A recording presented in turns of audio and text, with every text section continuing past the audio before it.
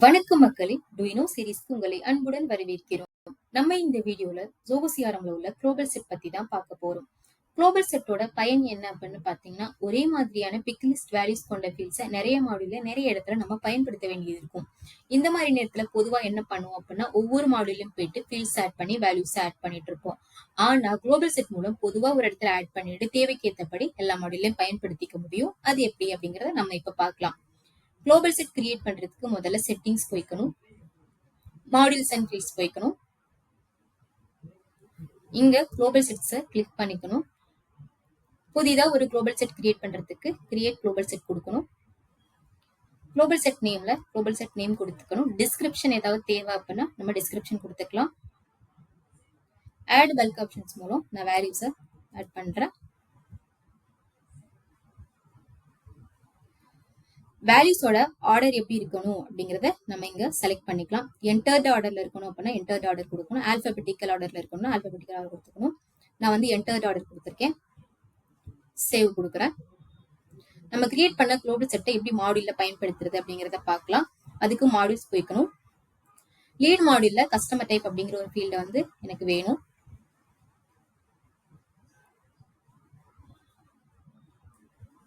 பிக்லிஸ்ட் ஃபீல்ட எடுத்து கொடுத்துக்கணும். ஃபீல்டு நேம் கொடுத்துக்கணும். கஸ்டமர் டைப் கொடுக்குறேன். பிக்லிஸ்ட் டைப்ல வந்துட்டு லோக்கல் குளோபல் செட் இருக்கும். குளோபல் செட்டை கிளிக் பண்ணிக்கணும். இங்க நம்ம கிரியேட் பண்ணிருக்க எல்லா குளோபல் செட்ஸும் காமிக்கும். அதுல தேவையான குளோபல் செட்டை செலக்ட் பண்ணிக்கணும். செலக்ட் பண்ண விட வேல்யூஸ் எல்லாம் ஆட்டோமேட்டிக்கா பாப்புலேட் ஆயிரும்.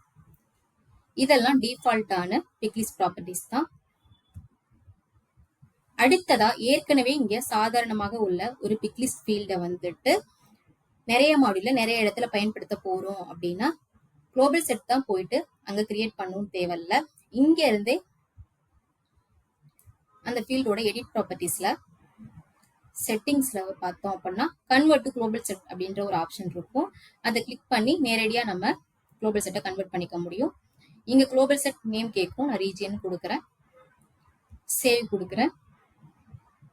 டன் கொடுக்குறேன். இங்க இதுவுமே வந்து இப்போ குளோபல் பிக் லிஸ்டா மாறி இருக்கும்.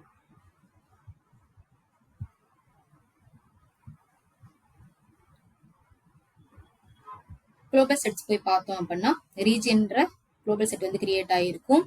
கஸ்டமர் டைப்புங்கிறத லீட் மாடியூல்ல ஆட் பண்ணிருக்கும். அதனால யூசரின்ல லீட்ஸ் மாடியூல் அப்படின்றது காமிக்குது.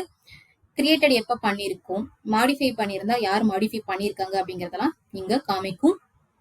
இப்போ லீட் மாடியூல் போய் பார்த்தோம் அப்படின்னா நம்ம கிரியேட் பண்ணிருக்க ஃபீல்டு காமிக்கும். பாருங்க, கிரியேட் பண்ணிருக்க ஃபீல்டு காமிக்குது. ஜோகோசியாரம்ல குளோபல் செட் கிரியேட் பண்ணி எப்படி அதை மாடியூல் லெவல்ல பயன்படுத்துறது, ஏற்கனவே உள்ள ஒரு ஃபீல்டு எப்படி குளோபல் செட்டா கன்வெர்ட் பண்றது அப்படிங்கறத பத்தி எங்களுக்கு தெரிஞ்ச விஷயத்த நாங்க உங்களுக்கு சொல்லியிருக்கோம். உங்களுக்கு தெரிஞ்ச விஷயம் ஏதாவது இருந்தா எங்களுக்கு மறக்காம கமெண்ட் பண்ணுங்க. மேலும் இது தொடர்பான அப்டேட்ஸ் பெறுவதற்கு நம்ம சேனலை சப்ஸ்கிரைப் பண்ணிட்டு பெல் ஐகானை கிளிக் பண்ணிக்கோங்க. நன்றி, வணக்கம்.